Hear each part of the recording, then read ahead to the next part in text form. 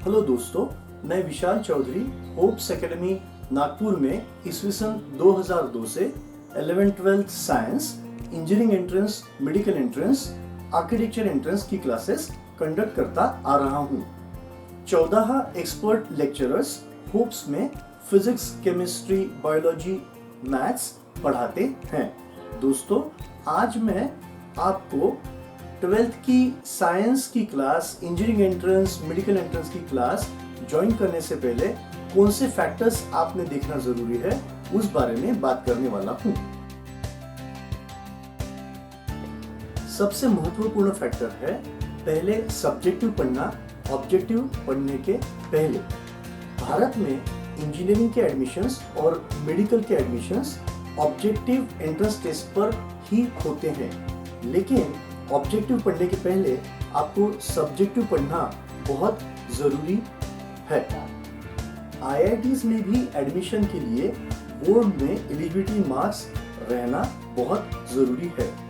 Example के तौर पर होप्स में हम लोग अगर फिजिक्स में सर्कुलर मोशन पढ़ाते हैं तो उससे पहले हम 11th के बेसिक्स सब्जेक्टिव वे में, बाद में 12th के बेसिक्स सब्जेक्टिव वेज में, और उसके बाद ही MHT CET लेवल, स्टेट का एंट्रेंस लेवल, और उसके बाद IIT के लेवल में उसे टच करते हैं।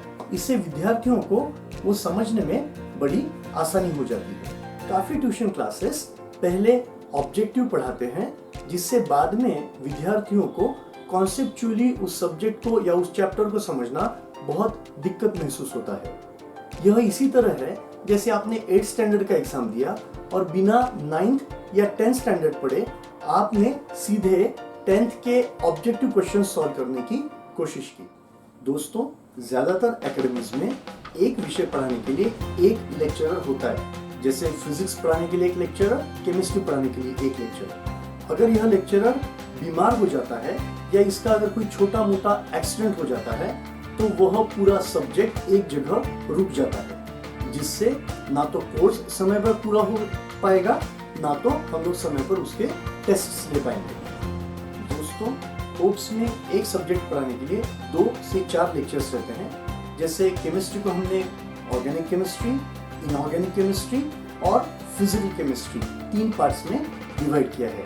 इसे 3 लेक्चरर्स पढ़ाते हैं, जिसके वजह से एक तो कोर्स समय पर पूरा हो जाता है, रिवीजन करने के लिए समय मिलता है, डाउट सेशंस ले सकते हैं और हर साल रिजल्ट्स अच्छे आते हैं। काफी एकेडमीज एडमिशंस मिलने के लिए फेक प्रोमिसेस देते हैं, जैसे झूठे वादे करते हैं और बहुत बड़े बड़े सपने दिखाते हैं। जैसे आपके बच्चे की एडमिशन हमारे एकेडमी में होने पर हम आपको गारंटी देते हैं कि उसकी एडमिशन IIT में हो ही जाएगी। आपको ये विचार करना है कि कितने बच्चे हर साल 12th की एग्जाम देते हैं और उनमें से कितने IITs में और all India institute of medical science जैसे बड़े कॉलेजेस में जाते हैं। एग्जाम्पल के तौर पर नागपुर में पिछले साल लगभग 62,000 विद्यार्थियों ने 12th का एग्जाम दिया, लेकिन IITs और एम्स में सिर्फ 28 विद्यार्थी ही जा सके। दोस्तों, आपको आपकी खुद की एबिलिटी डिसाइड करनी होगी। आपको टारगेट करना होगा कि क्या मुझे IIT में जाना है या मैं NIT के लिए भी प्रिपेयर कर सकता हूं, और गवर्नमेंट कॉलेजेस भी कुछ कम नहीं होते। आप अगर इंटरनेट पर जाके NITs और गवर्नमेंट कॉलेजेस के पैकेजेस देखें तो आपको बहुत अच्छा महसूस होगा। वे पैकेजेस भी बहुत अच्छे रहते हैं। एक ऐसा स्टूडेंट जिसे 10th में 75% है, अगर उसे 12th के बाद गवर्नमेंट कॉलेज में एडमिशन मिलता है तो भी वह एक बहुत बड़ा सक्सेस है। कुछ एकेडमीज एडमिशन मिलाने के लिए आपके घर पर कमीशन एजेंट्स भेजते हैं। कमीशन एजेंट्स का काम सिर्फ आपको उस एकेडमी के बारे में कन्विंस करना होता है जिसके लिए वो काफी झूठ बोल सकते हैं। उनका काम सिर्फ उनका कमीशन लेना होता है। एक बार आपके एडमिशन होने के बाद उस एकेडमी में वो आपको कभी दिखाई भी नहीं देंगे। कुछ एकेडमीज जैसे ऑनलाइन क्लासेस में डेमो सेशंस रखते हैं या रेगुलर क्लासरूम कोचिंग में भी डेमो सेशंस रखते हैं। यह डेमो क्लास लेने वाला लेक्चरर पहले तो दिखाई देता है, लेकिन बाद में कुछ और ही लेक्चरर्स आके पढ़ाते हैं। You have to be very careful in the demo classes. दोस्तों, कुछ एकेडमीज रेंटेड होते हैं। बाहर के दूसरे शहरों से कुछ लोग आके क्लासेस शुरू करते हैं।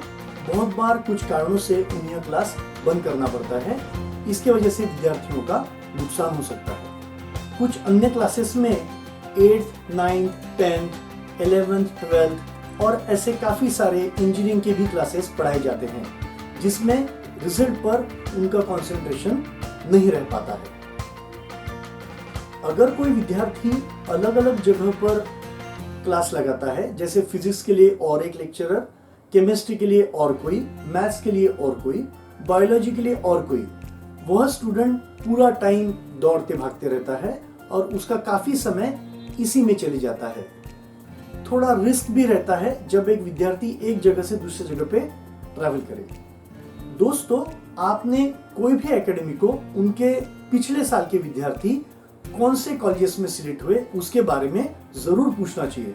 हो सके तो उनके मोबाइल नंबर्स भी मांगे और उन्हें जरूर कॉल करें। एक क्लास में काफी विद्यार्थी होने से वह लेक्चरर ना तो विद्यार्थियों पर कंसंट्रेट कर पाता है, ना तो कोई विद्यार्थी बेझिझक अपना डाउट पूछ सकता है। 10th और 12th के बाद काफी पेरेंट्स और स्टूडेंट्स को काउंसलिंग की जरूरत पड़ती है। जैसे 10th के बाद क्या करें क्या ना, जैसे सीबीएसई बोर्ड ले या स्टेट बोर्ड ले, बायफोकल ले या जनरल साइंस ले, मैथ्स ड्रॉप करें या बायोलॉजी ड्रॉप करें, मैथ्स या बायोलॉजी ड्रॉप करने पर कौन से दूसरे सब्जेक्ट्स अवेलेबल है। जैसे आपकी जानकारी के लिए बता दूं कि मैथ्स या बायोलॉजी ड्रॉप करने पर आप सोशियोलॉजी और जियोग्राफी जैसे सब्जेक्ट्स ले सकते हैं। काफ़ी स्टूडेंट्स को 12th साइंस करना मुश्किल लगता है।